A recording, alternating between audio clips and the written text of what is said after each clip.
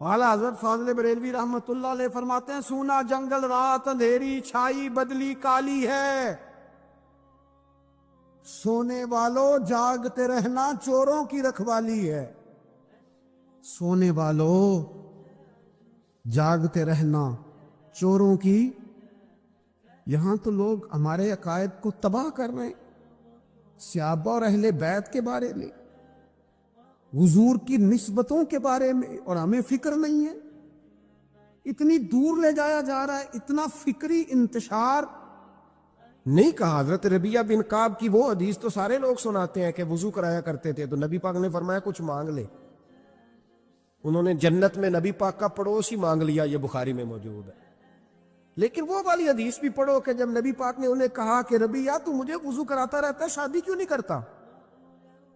حضور نے نہیں فرمایا کہ اس کا ذاتی معاملہ ہے، میں شادی کراؤں گا، میں اس کام میں کیوں آؤں گا، شادی کیوں نہیں کرتا؟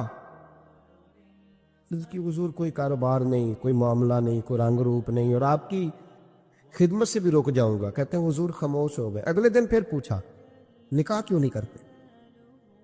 میں نے کہا حضور نہ کاروبار ہے، نہ گھر ہے، نہ مکان ہے، نہ رنگ روپ ہے، کون رشتہ دے گا؟ جب میں یہ کہہ کے باہر نکلا نا حضور خاموش ہو گئے، تو میرے دل میں خیال آیا ربیعہ تو بحث کیوں کرتا ہے؟ اور ان کو بتاتا ہے جنہیں اللہ نے سارا کچھ ہی عطا فرمایا ہوا ہے۔ حضور کہتے ہیں شادی کیوں نہیں کرتا؟ تو چپ کر کے کہہ دے محبوبہ جیسے دل کرتا ہے ویسے کر دے، تم آگے سے دلیلیں دیتا پھرتا ہے۔ یہ بھی کو بات ہوئی۔ فرماتے ہیں اگلے دن میں نے ارادہ کر لیا، حضور نے اگر آج کہا تو کہہ دینا یا رسول اللہ جیسے دل لو کرے۔ میں نے وضو کرایا، میرا خیال تھا حضور یہاں روک کے کہیں گے، یہاں روک کے کہیں گے، پر حضور نے آج بات ہی کوئی نہ کی۔ میں دیر تک سوچتا رہا یہاں کہیں گے، یہاں کہیں گے، پر آج حضور نے بات ہی نہ کی۔ میں پچھتا رہا تھا کہ 2 دن موقع ملا، میں نے ضائع کر دیا۔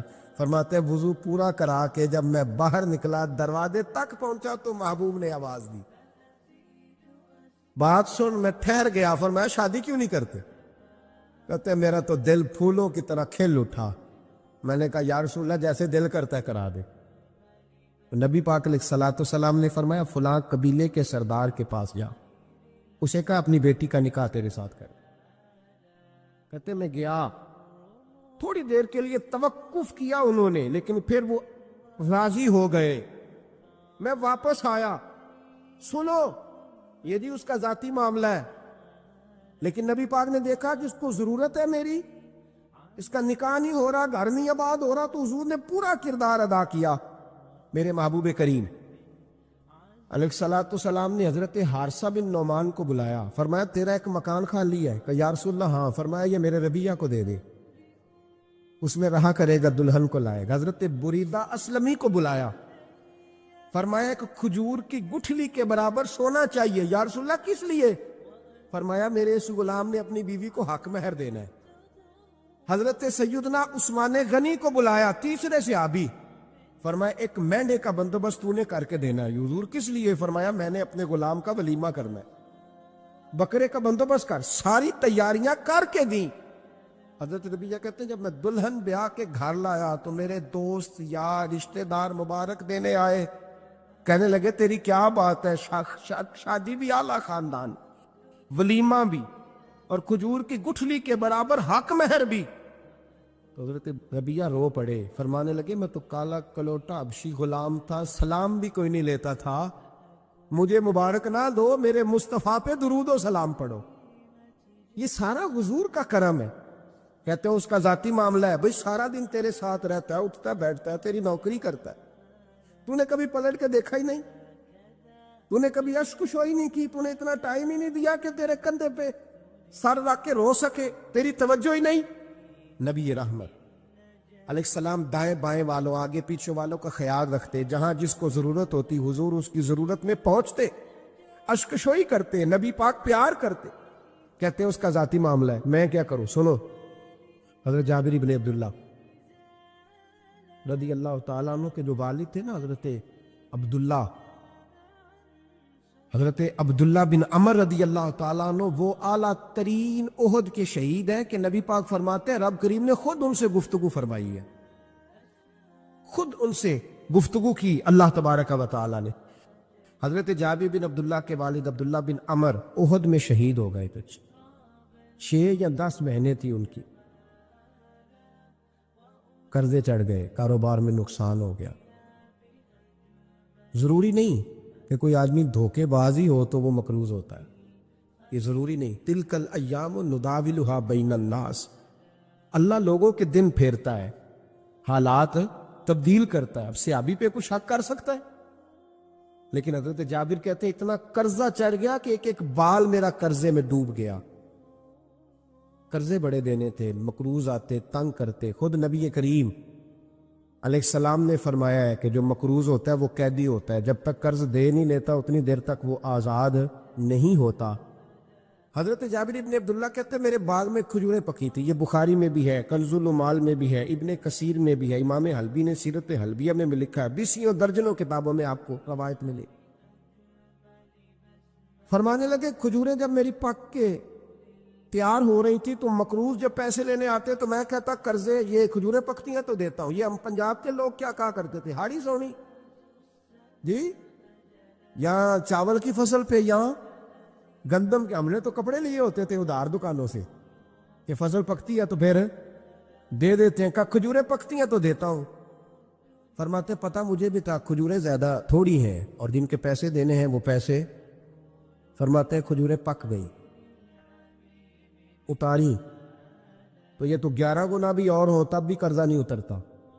کہتے ہیں میں نے دوستوں سے، یاروں سے، رشتہ داروں سے، وہ جو کہتے ہیں نہیں کوئی حکم ہوا تو بتانا، پھر جس دن بندہ حکم بتاتا ہے اس دن کہتے ہیں آج سویرے ہی بچہ پیسے لے گیا، یہ تو 2 گھنٹے پہلے بتاتا تو تیرا کام ہنس رہے ہیں آپ بیچ بیچ میں سے، 2 گھنٹے بس لیٹ ہیں آپ، بلکہ کئی تو پونے گھنٹے کا ٹائم دیتے ہیں، کہتے ہیں پونا گھنٹہ پہلے تو آ جاتا تو تیرا کام بس، اور جب بھی آپ فون کرو سے اگلی دفعہ کرے تو پھر شاید آدھے گھنٹے کا ٹائم دے دیں کہ آدھا گھنٹہ ہو گیا تو لیٹ ہو گیا، ورنہ کام بالکل تیار تھا۔ اور ہمارے زمانے میں تو دوستی قائم رکھنی ہے تو صرف اس سے رہ سکتی ہے جسے آپ کام نہ بتائیں، حالانکہ اس دوست کا کیا مطلب، دنیا تے جو کام نہ آیا اوکھے سوکھے ویلے، اس بے فیضے سنگی کولوں بہتر یار اکیلے، کیا مطلب ہے، کام بتایا تو رفو چکر ہو گیا، منع کیا ہوا اس بات؟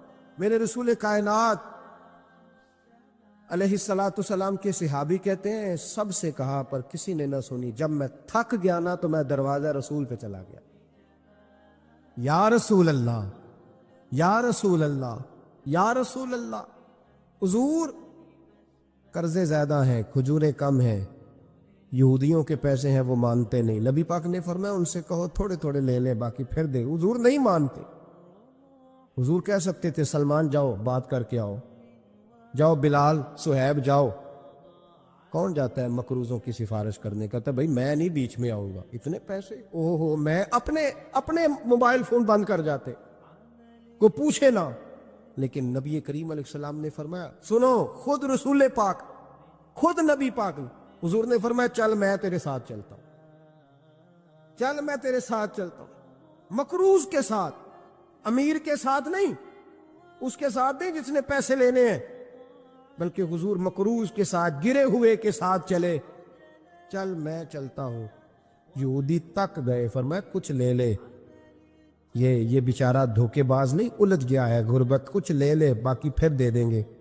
کہنے لگا سارے ہی لینے ہیں۔ جب اس نے بات نہ مانی تو پھر یہ اللہ کے رسول ہے نا۔ اعلیٰ حضرت فرماتے ہیں میرے کریم سے گر قطرہ کسی نے مانگا، دریا بہا دیے، دوربے بہا دیے۔ یہ دوربے کیا ہوتے ہیں؟ یہ مجھے پوچھا تھوڑے دن پہلے ایک شخص نے، آپ سنتے رہتے ہیں نا شعرات و ترجمہ پوچھتے ہی نہیں نا، کبھی پوچھ لیا کریں کہ اس کا معنی کیا ہے، کبھی پرچی لکھ لیا کریں تاکہ کوئی جب آپ سے پوچھے تو یہ دوربے کیا ہے، لفظ دوربے ہے ہی نہیں، اصل میں اعلیٰ حضرت کو پڑھتے نہیں نا لوگ، انہیں پتہ ہی نہیں وہ بات کتنی اعلیٰ، یہ لفظ دوربے نہیں ہے۔ اعلیٰ حضرت کہتے ہیں میرے کریم سے گر قطرہ کسی نے مانگا، دریا بہا دیے ہیں، دور بے بہا دیے۔ دور علیحدہ ہے اور بے بہا، دور کہتے ہیں ہیرے کو، ایک معنی ہیرا ہے، دور بے بہا، بے بہا کی تو سمجھ آتی ہے نا، دور بے بہا دیے ہیں یعنی ہیرے بے بہا دیے ہیں اسے۔ اب سمجھ آئی یہ بات کی، دریا بہا دیے ہیں، دور بے بہا دیے ہیں، یہ معنی ہے شعر کا۔ تو جب وہ نانا مانا یہودی، تو نبی کریم علیہ الصلوۃ والسلام فرمانے لگے نہیں تو پھر پورے لینے ہیں؟ کہنے لگا جی پورے لینے ہیں۔ حضور فرمانے لگے کل آ جانا، سارے دے دیں گے، پورے پیسے تیرے ملیں گے، تو آ جانا۔ حضرت جابر ابن عبداللہ کو حضور نے فرمایا کھجوریں اتار کے نا تو اپنے باغ میں ڈھیر لگا اور میں آیا۔ حضرت عمر حدیث کے راوی ہے، فرماتے ہیں بس رسول پاک چل پڑے، حضور نے کندھے پہ رومال رکھا، حضور چل پڑے، کوئی چٹائی نہیں بچھائی، حضرت جابر کہتے ہیں کوئی صوفہ نہیں رکھا، وہ پھولوں کے ہار نہیں۔ حضور آئے، 2-3 چکر میرے باغ کے لگائے اور کھجوروں کے ڈھیر کے پاس بیٹھ گئے۔ فرمایا بلا جس کے پیسے دینے، بلا، اب تنگی یہ داماں پہ نہ جا، اور بھی کچھ مانگ، بلا۔ فرماتے بندے کو بلایا، حضور نے فرمایا کتنے پیسے؟ حضور اتنے درہم دینار ہے۔ فرمایا کھجوریں تولتا جا اور دیتا جا۔ فرماتے میں دیتا گیا، میں نے کہا حضور اس کے پیسے پورے ہو گئے۔ حضور مسکرا کے فرمانے لگے چل 4-5 کلو کھجوریں اضافی دے دے، کوئی عرض نہیں۔ کہتے وہ بھی دے دی۔ حضور نے فرمایا بلا دوسرے کو، فرمایا اس کو بھی بلایا، تولتا گیا، دیتا گیا، حضور پورے ہو گئے۔ نبی کریم علیہ الصلوۃ والسلام نے فرمایا چل 4-5 کلو کھجوریں زیادہ دے دے۔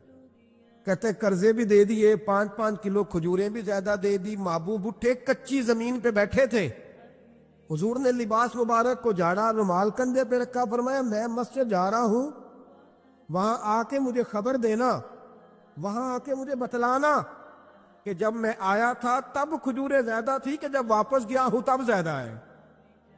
وہاں مجھے آ کے اطلاع دینی ہے، بتانا ہے مجھے، وہاں آ کے میں جا رہا ہوں، مجھے بتانا ذرا وہاں آ کے۔ حضرت جابر ابن عبداللہ کہتے ہیں میں نے کھجوریں تولی، میں تھک گیا، میں تھک گیا، ڈھیر تو چھوٹا تھا پر وزن ہی بڑا نکلا۔ کہتے ہیں میں تھک گیا، جتنی دی تھی نا اس سے زیادہ تول کے باقی پڑی رہنے دی۔ میں مسجد میں گیا، ذرا لفظ سننا حدیث کے، کہتے ہیں مسجد میں گیا، جا کے عرض کی یا رسول اللہ میں تول آیا ہوں، جب آپ آئے تھے تھوڑی تھی اور جب واپس آئے ہیں تو کئی گنا بڑھ گئی ہے۔ حضور نے پتہ کیا فرمایا؟ فرمایا یہ بات نا جو تو نے مجھے بتائی ہے، یہ بات ذرا میرے عمر فاروق کو بھی بتا، عمر بڑا راضی ہوگا، عمر کو بھی بتلا یہ بات۔ گویا نبی پاک کے معجزات کی، فضائل کی، شمائل کی باتیں جب بتائی جاتی تھیں صحابہ کے دل ٹھنڈے ہوتے۔ عمر کو بھی بتا، عمر راضی ہوں گے۔ جناب جابر ابن عبداللہ رضی اللہ تعالیٰ عنہ فرماتے ہیں میں حضرت عمر کے پاس گیا، میں نے کہا عمر میری یہ رائے تھی کہ جتنی میری کھجوریں ہیں 11 گنا اور بھی اتنی ہو تو پھر بھی قرضہ نہیں اترتا، لیکن سارے قرضے بھی اترے، 5-5 کلو کھجوریں بھی زیادہ دے دی اور پہلے سے زیادہ کھجوریں پڑی ہیں۔ تو کہتے حضرت عمر کی آنکھیں روشن ہو گئی، چہرہ مسکرانے لگا، کہنے لگا تو اب بتا رہا ہے نا، اب واپس آ کے رزلٹ سنا رہا ہے، تو صحابہ سے پوچھ لے، جب نبی کریم گئے تھے تو میں نے اسی وقت کہا تھا، حضور کے جاتے ہی میں نے کہا تھا اب دیکھنا رب کریم جابر بن عبداللہ پر ساری ہی رحمت نازل فرما دے، اللہ ہر قسم کا کرم فرمائے گا، خیر ہی خیر ہو جائے گی، دیکھ لے میں نے پہلے بتلا دیا۔ میرے نبی پاک سلام چھوٹی چھوٹی باتوں کا خیال رکھتے، چھوٹی چھوٹی چیزوں پر توجہ دیتے، خیال کرتے کس کو کس وقت کس چیز کی کہاں حاجت ہے، اس کی وہ حاجت پوری کی جاتی، اس کا دھیان رکھا جاتا۔ حضرت جابر خود فرماتے، یہ مسلم کے لفظ ہے، فرماتے ایک دفعہ میں حضور کے ساتھ جہاد پہ گیا تھا، میرا اونٹ کمزور تھا، میں پیچھے رہ گیا۔ ہمارے یہاں شرط لگتی ہے نا، اللہ تعالیٰ خیر فرمائے، ایک بھائی گاڑی خریدتا ہے پھر دوسرا چاہے زیور بیچے اس نے بھی خریدنی ہوتی ہے، ورنہ گھر میں گھسنے کی اجازت نہیں ملتی، بہت سارے خرچے۔ یہ جو جوائنٹ فیملی سسٹم ہے نا، اکٹھے جو ہاں بھائی رہتے ہیں 3 4 5 6، اس کے بہت سارے خرچے ضد کی وجہ سے بڑھ جاتے ہیں، اس نے کیا ہے تو لہذا میں نے بھی، ہوتا ہے نا جی ایسے، تو پھر اس ضد میں کو پیچھے پلٹ کے نہیں دیکھتا کہ چلو جو پیچھے رہ گیا اس کا بھی ہاتھ پکڑے ساتھ آ جائے، دوڑتے رہتے، اس میں بیچارے کئی تھک جاتے ہیں، کئیوں کے پیر دوڑ دوڑ کے سوج جاتے ہیں، بڑے مسئلے بنتے ہیں، لیکن پیچھے پلٹنے کو کوئی تیار ہے؟ اس دوڑ نے ہمیں تھکا کے رکھ دیا۔ مسلم میں ہے، جناب جابر ابن عبداللہ کہتے ہیں حضور کے ساتھ میں جہاد پہ گیا، واپس آ رہا تھا، میرا اونٹ کمزور تھا، بوڑھا تھا، بیمار تھا، سب لوگ آگے گزر گئے، میں پیچھے رہ گیا، کچھ میں پریشان رہتا تھا غربت سے، تو میں مایوس بھی تھا، ذرا پیچھے رہ گیا، پریشان تھا۔ فرماتے ہیں نبی پاک نے نا 2-3 دفعہ پلٹ پلٹ کے دیکھا، ادھر دیکھو، میں نے اپنی زندگی میں بڑے لوگ دیکھے ہیں، وہ امیروں میں چلے گئے، پیچھے پلٹ کے انہوں نے غریبوں کو کبھی نہیں دیکھا کہ وہ ایک دوست ہوتا تھا ہمارا جو ماڑا ہے، غریب ہے، پلٹ کے نہیں دیکھا۔ کہتے ہیں نبی کریم علیہ الصلاۃ والسلام نہ آگے گئے، سب سے آگے۔ حضور نے 2 4 5 دفعہ نہ پیچھے پلٹ کے دیکھا۔ جابر ابن عبداللہ کہتے ہیں جب میں نظر نہ آیا تو میرے محبوب کا انداز کریمانہ دیکھیں، حضور اعلانیہ فرمانے لگے، بھئی مجھے جابر نہیں نظر آ رہا۔ بے خبر ہو جو غلاموں سے، واقعہ کیا ہے؟ واقعہ کیا ہے؟ یہاں ہمارے استاد جب یہ حدیث پڑھا رہے تھے نا، یہ حدیث پڑھا رہے تھے تو اچانک رونے لگ گئے۔ میں نے کہا حضور کیا ہوا، رو کیوں پڑے؟ تو کہنے لگے یار سوچتا ہوں جو محبوب جہاد سے واپسی پر اپنے غلاموں کو نہیں بھولے، وہ میدان محشر میں کیسے بھول جائے؟ وہ وہاں بھی پوچھیں گے فلانا کدھر گیا، فلانا کدھر گیا، ایک ایک کا نام لیں گے، حضور نام لیں گے، ہماری موج بن جائے گی۔ نبی کریم نے پلٹ کر کے دیکھا، جابر نہیں نظر آ رہے۔ حضور ان کا اونٹ کمزور ہے، پیچھے رہ گئے۔ حضور نے یہ نہیں فرمایا کہ ذرا آہستہ کرو ساتھ، یہ نہیں فرمایا، بلکہ نبی پاک نے فرمایا تم چلو۔ قافلہ چلتا رہا، حضور نے گھوڑا پیچھے کی طرف موڑا، سب سے پیچھے آئے۔ جناب جابر کہتے ہیں پیچھے میرے پاس۔ اس حکمت کو آپ سمجھیں، حدیث کے لفظوں پر آپ غور کریں۔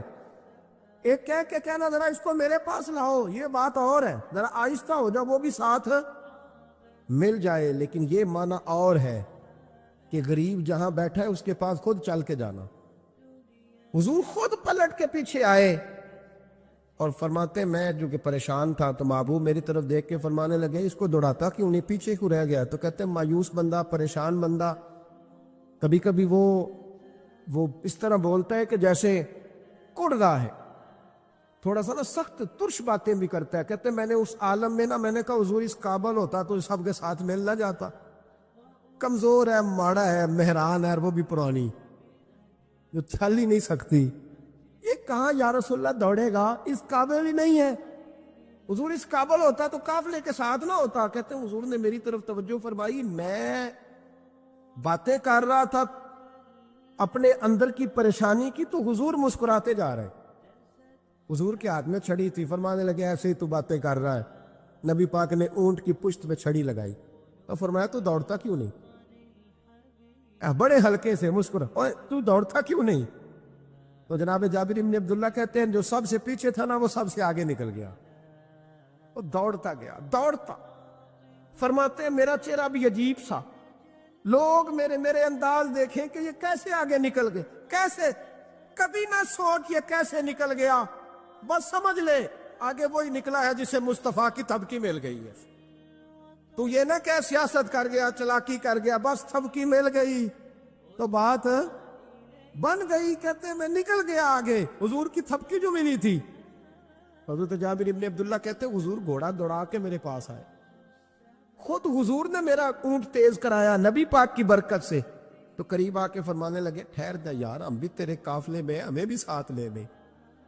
فرماتے اب تو میں رو ہی پڑا کہ خود بھیک دیں، خود ہی کہیں منگتے کا بھلا ہو، ٹھہر جا یار ہمیں بھی ساتھ لے لے۔ جناب جابر ابن عبداللہ رضی اللہ تعالیٰ عنہ فرماتے ہیں کہ جگہ پڑاؤ کیا، رکے، ٹھہرے کھانے پینے کو، نماز پڑھنے۔ نبی کریم نے مجھے بلایا، میں حاضر ہوا تو کہا یا رسول اللہ حضور حکم؟ تو محبوب فرمانے لگے جابر یار تیرا اونٹ میں نے نرالا ہی دیکھا، بوڑھا ہو کے سب سے آگے نکل جاتا ہے، بیمار ہو کے، کمزور ہو کے۔ کہتے ہیں میں چہرہ دیکھتا جا رہا ہوں کہ حضور سارا ہی پتہ ہے آپ کو، میں کیا عرض کروں؟ تو محبوب فرمانے لگے پسند آ گیا، بیچ نہیں دیتے میرے ہاتھ؟ کہا یا رسول اللہ آپ رکھ لیں۔ حضور آپ کا یہ؟ فرمایا نہیں میں پیسے دوں گا۔ کتنے کا ہے؟ کہا یا رسول اللہ آپ رکھ لیں۔ فرمایا پیسے دوں گا۔ یا رسول اللہ مارکیٹ میں جاؤں تو 6-7 دینار کا بکے گا۔ فرمایا نہیں بھائی میں تو پورے 10 دوں گا۔ 6-7 نہیں، میں تو پورے، حساب سیدھا، 6-7 کا کیا حساب ہوا، 10 پورے کا۔ حضور پھر بندہ نوازی ہے نا، کون بول سکتا ہے؟ حضور نے فرمایا بلال تیرے پاس 10 دینار تھے؟ حضور ہیں۔ فرمایا ان کو دے دو، اونٹ کے پیسے رکھ لو اور مال نہ مدینے جا کے دے دے۔ جابر ابن عبداللہ کہتے ہیں میں مدینے گیا شام کو، میں نے نا کبھی اپنے اونٹ کی اتنی خدمت نہیں کی جتنی اس دن کی۔ میں نے اسے بڑے پیار سے نہلایا، میں نے نئی رسی خرید کے اسے نکیل ڈالی، آج محبوب کی بارگاہ میں لے کے جانا ہے۔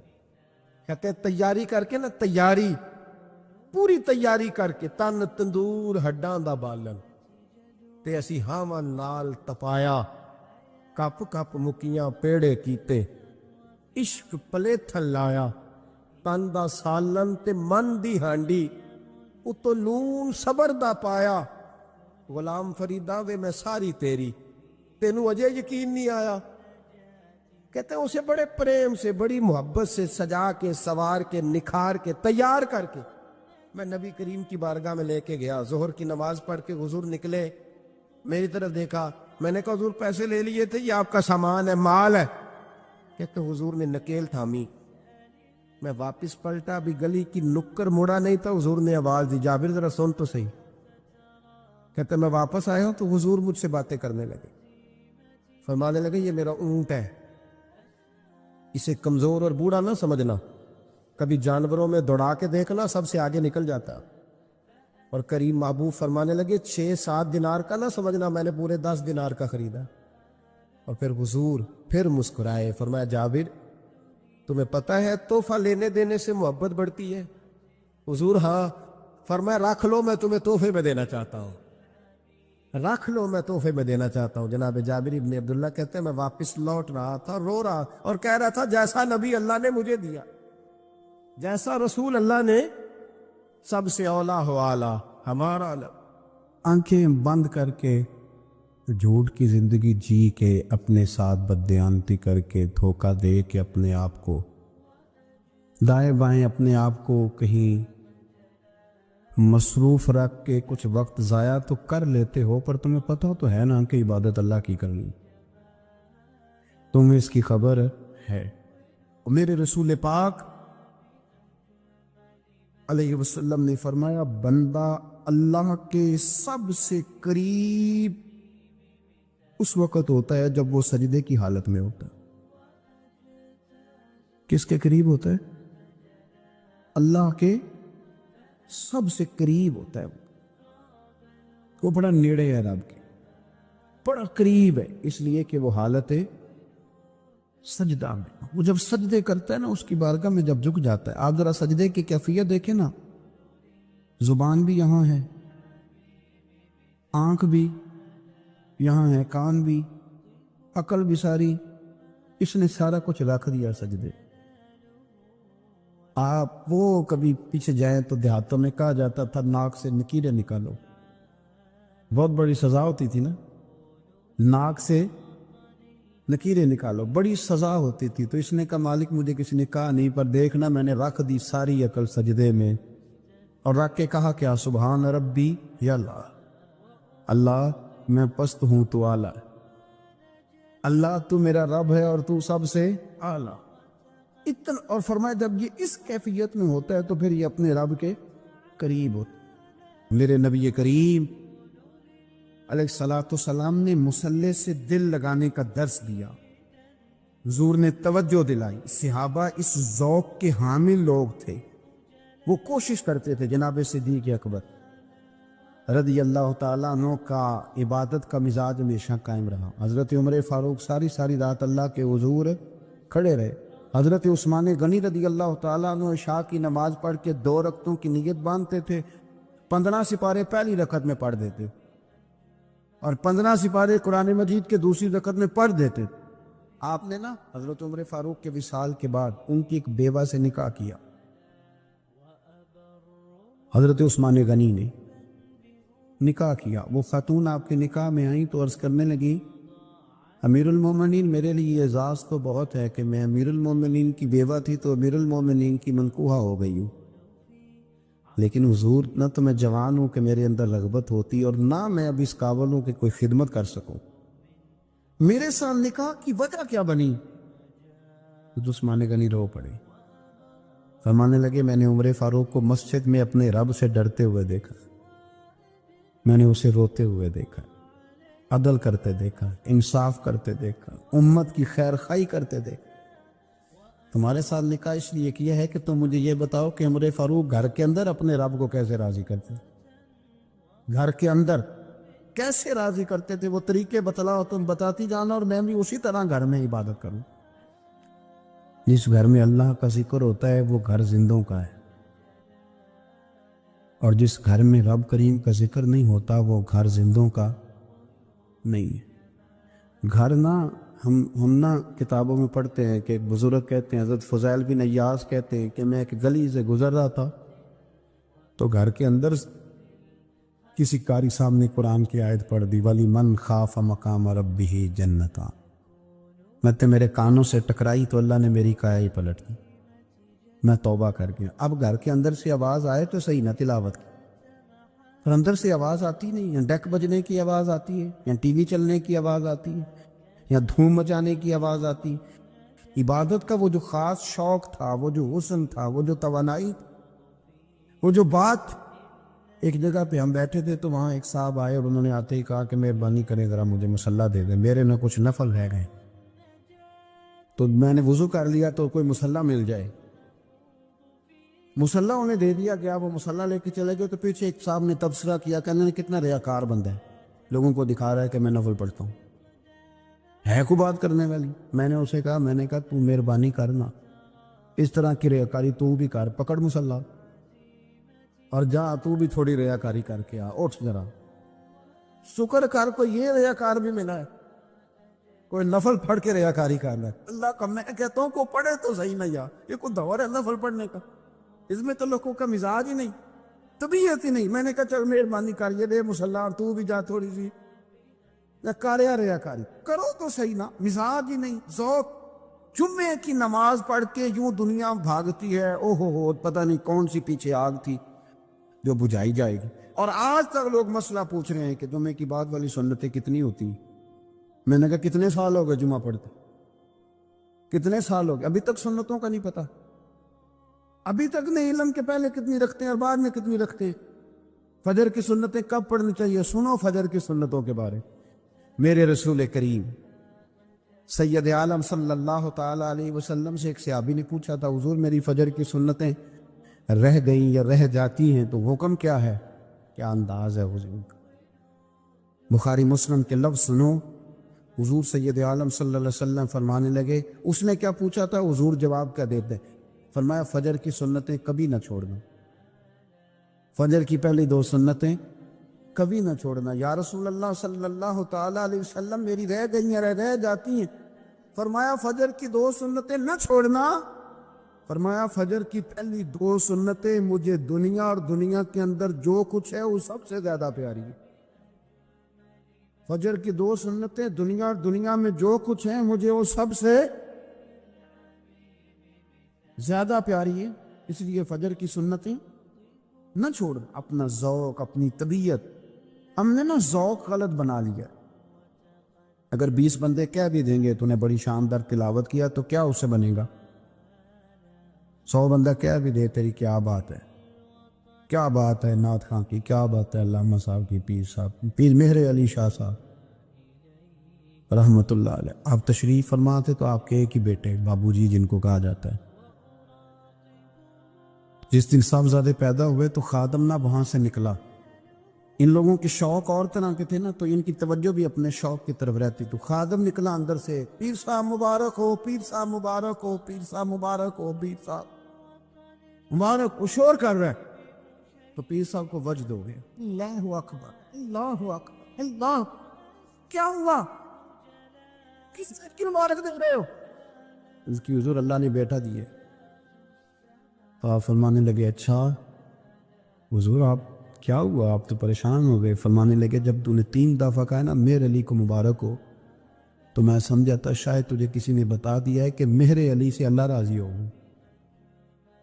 میں سمجھا تھا کہ شاید تو یہ خبر لے کے آیا ہے کہ کسی نے بتایا ہے کہ مجھے آج خبر ملی ہے کہ مہر علی سے رب، اچھا پتر ہوا ہے، الحمدللہ اللہ کا شکر ہے، پر میرے لیے مبارک کا دن وہ ہوگا جب میرا رب کہے گا کہ میں مہر علی سے راضی، میرے محبوب کہیں گے کہ میں مہر علی سے، آپ بات کو سمجھے۔ شوق ہی کسی اور طرف تھا، دل ہی کہیں اور لگا ہوا تھا، طبیعت ہی کہیں اور مائل تھی۔ کوئی وظیفہ پوچھتے تھے تو پڑھتے تھے وہ لوگ، کچھ اللہ اللہ انہیں بتائی جاتی تھی تو کرنے کا ذوق رکھتے تھے، طبیعت تھی، قائل تھے۔ حضرت ربیع کہتے ہیں میں بڑی دور سے سفر کر کے گیا حضرت اویس کرنی سے ملنے، بڑی دور سے، اور جب میں پہنچا تو فجر کا وقت تھا، تو حضرت اویس کرنی کو میں نے پا لیا، تو وہ نماز پڑھ کے نا قرآن شریف لے کے بیٹھ گئے۔ فرماتے ہیں اشراق چاشت کا وقت ہوا تو نفلوں کی نیت باندھ لی۔ محدث ابن الجوزی نے لکھا ہے، فرماتے ہیں پھر جب زوال کا وقت ہوا تو مسجد میں جھاڑو دینے لگ گئے۔ زور کی نماز پڑھ کے تو عصر کی تیاری تک وہ مسجد میں بیٹھے رہے، اور میرے نبی پاک علیہ السلام نے فرمایا جو نماز کے انتظار میں بیٹھا ہو وہ نماز ہی میں ہے، وہ نماز ہی میں ہے۔ فرمایا میری دنیا، میری امت کی جو رہبانیت ہے نا وہ اتنی ہے کہ نماز کا انتظار کرے، اذان کے بعد نماز کا یہ راہب ہے، یہ اس وقت چھوڑ کے بیٹھے ہیں ذرا۔ فرماتے ہیں عصر تک انہوں نے اللہ اللہ کی، پھر مغرب تک کی، عشاء کی نماز ہوئی تو نماز پڑھی تو وہ تھک گئے۔ اب مجھے وہ فارغ ہوں، مصلی چھوڑے تو میں ملاقات کروں نا، کہ آپ حیران نہ ہو کہ اتنی دیر بندہ کیسے اللہ اللہ کر، ہم نے کی نہیں نا اس لیے ہم پریشان ہیں۔ جو عادی ہوتے ہیں وہ کر بھی لیتے ہیں، وہ یہ کام، میری بات کو سمجھ آ رہے ہیں؟ جب جاتے ہو کسی دفتر میں تو 8 گھنٹے کھڑے رہ لیتے ہو نا، مجبوری ہوتی ہے تو کھڑے رہا جا سکتا ہے۔ پاسپورٹ کا دفتر، بولیے امیگریشن کی لائنوں میں، اور میں نے تو ایمبیسیوں میں بندے 12 گھنٹے پہلے جا کے کھڑے دیکھے، رہ لیتے ہیں کھڑے۔ تو اگر ان کاموں کے لیے رہا جاتا ہے تو اللہ رسول کے لیے بھی کھڑے رہا جا سکتا ہے۔ تو فرمانے لگے کہ جب عشاء کی نماز کے بعد آخر انسان سے تھک گئے، نیند کا غلبہ ہوا تو تھوڑی ایسے آنکھ بند ہوئی تو کھلی تو رونے لگے۔ حضرت ویسے کر دیا، رو کے کہنے لگے مالک مجھے غافل تو نہ کر، ابھی میں نے کیا بھی کچھ نہیں، دن ختم ہو گیا، کوئی نفل نہیں، کوئی اللہ اللہ نہیں، اللہ مجھے غافل نہ کر، میری مدد فرما۔ فرماتے ہیں جب وہ روئے تو میرے ساتھ جو شخص تھا میں نے کہا اٹھو چلیں، کہنے لگا حضور ملا نہیں، فرمایا جو میں لینے آیا تھا وہ مجھے مل گیا ہے، جو میں ان سے سیکھنے آیا تھا وہ مجھے نصیب ہو گیا، اب اور میں نے کیا لینا، ختم ہو گئی بات، اٹھو چلیں۔ اللہ کے بندوں نے حضرت ربیعہ بن کعب اسلمی رضی اللہ تعالیٰ عنہ فرماتے ہیں، کہتے ہیں جب بنو قریظہ اور بنو نذیر یہودیوں کے ساتھ حضور علیہ السلام نے جنگ کا اعلان فرمایا تو وہ دشمن ہو گئے، ہمیں خطرہ تھا کہ وہ رات کو کہیں محبوب کو تکلیف نہ دیں، تو کچھ لوگ نا تلواریں لے کے نبی پاک کے دروازے پہ پہرے داری کرتے تھے۔ گن مین رکھنا حرام نہیں، اگر کسی کو واقعی خطرہ ہو تو اس کے لیے سنت بھی ہے۔ حضرت علی المرتضیٰ تلوار لے کے حضور کے گھر کا پہرا دیتے تھے۔ حضرت ربیعہ بن کعب اسلمی رضی اللہ تعالیٰ عنہ فرماتے ہیں کہ رات میری ڈیوٹی تھی کہ میں حضور کے گھر کا پہرا دوں گا، تو فرماتے ہیں میں باہر سن رہا تھا، ساری رات ہی میرے نبی پاک نے اللہ کی تسبیح پڑھی، ساری رات، کبھی تسبیح، کبھی تہلیل، کبھی تحمید، کبھی تکبیر، ساری رات۔ فرماتے ہیں ساری رات حضور پڑھتے رہے اور ساری رات ہی میں سنتا رہا، مجھے اونگ آ گئی، میری آنکھ لگ گئی، حضور ابھی پڑھ رہے تھے، میں تھک کے سو گیا۔ اور فرماتے ہیں جب میری آنکھ دوبارہ سے کھلی تو میرے کانوں میں پھر کوئی چیز گونجی، تو میں نے کان لگایا تو میرے حبیب ابھی بھی اللہ کو یاد کر رہے، ساری رات حضور رب کی عبادت کرتے۔ اسی لیے تو کہا یا ایھا المزمل قم اللیل الا قلیلا، ابھی ساری رات تو نہ جاگا کر، تھوڑا آرام بھی کر لیے گا۔ میرے بھائی اپنا مصلی، اپنی عبادات، اپنے وظائف، اللہ اللہ جو آپ نے کسی سے سیکھی ہے اس کو کبھی کمزور نہ ہونے دیں۔ شجرہ شریف جو کسی بزرگ سے آپ لے لیتے ہیں تو کیا رسم ہے کوئی؟ اس پہ کچھ لکھا ہوتا ہے، وہ پڑھنے کے لیے دیا جاتا ہے، اس پہ لکھا ہوتا ہے کہ یہ اللہ اللہ آپ نے کرنی ہے۔ انسان پر اگر کوئی شخص نیکی کر دیتا ہے، احسان کر دیتا ہے، تو انسان اس کے سامنے پھر گردن نہیں اٹھا سکتا، یار یہ میرے مشکل وقت کا دوست ہے، اس نے میرے ساتھ نیکی کی، کبھی بھی گردن نہیں اٹھائے گا، جھکا کے رکھے گا۔ تو اگر عام کوئی نیکی کر دے تو اس کے سامنے انسان کبھی گردن نہیں اٹھاتا، تو جو رب ساری نعمتیں عطا فرمائے، جو کہے کہ تیری تخلیق میں نے کی، تجھ سے پہلوں کو بھی پیدا میں نے کیا، تیرے لیے زمین کا بچھونا بھی میں نے بچھایا، آسمان کی چھت بھی میں نے لگائی، تیرے لیے زمین سے ساری اناج کو، پھل کو، کھیتیوں کو نکالا بھی تیرے لیے۔ اب تو اس طرح کر کہ تو میری عبادت کر، تو میری بارگاہ میں جھک جا۔ بہت سارے نشے لوگوں کو لگے ہوئے ہوتے، ہر آدمی کوئی نہ کوئی نشہ کرتا ہے، کوئی دولت کا کرتا ہے، کوئی شہرت کا کرتا ہے، کوئی اپنی تعریف کا نشہ کرتا ہے، دو چار لوگوں سے تعریف سن کے مطمئن ہو جاتا ہے۔ ناراض تو نہیں ہو گیا اس جملے سے؟ آپ کرتے ہیں لوگ دولت کا نشہ بھی، یہ جب نقصان ہوتا ہے تو بندے بیمار نہیں ہو جاتے؟ پیسے ڈوب جاتے ہیں تو لوگ بیمار نہیں ہو جاتے؟ تو اس کا مطلب یہ ہوتا ہے کہ نشہ ٹوٹ گیا ہے۔ اب بہک ہوئے ہیں نا تھوڑے سے تو کانپتے ہیں، تڑپتے ہیں، پریشان۔ نشہ ہی اسی طرح ہی کرتا ہے نا، نہیں ملتا تو پریشان ہوتا ہے۔ یہ سارے نشے ہیں، مختلف قسم کا نشہ۔ ہم مانتے نہیں اس بات کو، تسلیم نہیں کرتے، کیونکہ تسلیم کرنا بڑا مشکل کام ہے۔ اس کے لیے تو بڑی ساری چیزیں جو ہے وہ دبوچ کے اور بڑی سارے رستے پھلانگ کے آنا پڑتا ہے، تو بڑا مشکل ہے ماننا، ورنہ کرتے ہیں ہم، ہمارا مزاج ہے۔ یہ گھومنے پھرنے کا، دنیا دیکھنے کا بھی ایک نشہ ہے، یہ بہت ساری باتیں کرنے کا بھی ایک نشہ ہے، گپ شپ کا بھی ایک نشہ ہے۔ دو چار لوگوں کی جب تک پگڑیاں نہ کھول لیں، بعض لوگوں کو نیند نہیں آتی۔ یہ غیبت کا، چغلی کا، بددیانتی کا، یہ بھی ایک نشہ ہے۔